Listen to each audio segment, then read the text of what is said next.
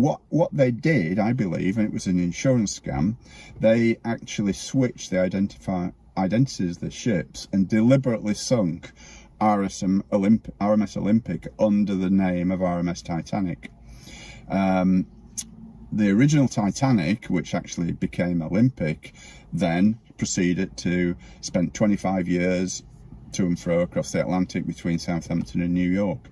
Now, there is people, mariners, seafarers, I've spoken to them, they've told me that after the damage that she suffered, there is absolutely no way she could have done that. And there's so much proof in here that they've switched the identities of the ships for insurance purposes.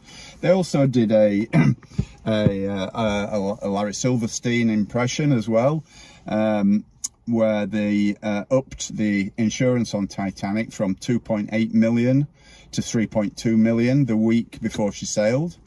Now, that was totally against White Star policy. They used to insure them for 75% of the value, and this became like 125% of its value, which is very suspicious. And the other element to it was that at that time, Morgan was campaigning very strongly for the Federal Reserve Bank. Him and his cronies were setting out plans, and they had been for about at least 2 years, to actually usurp the creation of money from the American government and put it in the hands of the private Federal Reserve Bank. And there were several senior, powerful opposition to that. A guy by the name of Isidore Straus, who owned Macy's department store, John Jacob Astor, who was purportedly the richest man in the world, and Benjamin Guggenheim, who was another millionaire at the time. And also a guy by the name of Charles Lindbergh. Now, this wasn't the famous flyer who was the first man to fly solo across the Atlantic. This was his father, and he was a congressman.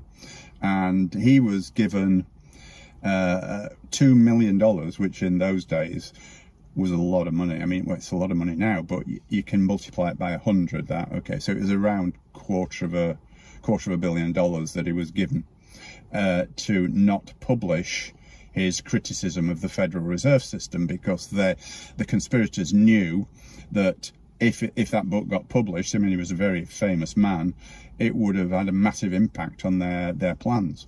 And so that might be the biggest payoff in history. Yeah, it could be, actually. Yeah, definitely. Yeah. The other he wasn't on Titanic, but the other three were. Strauss, Guggenheim and Astor all died very strange deaths on Titanic.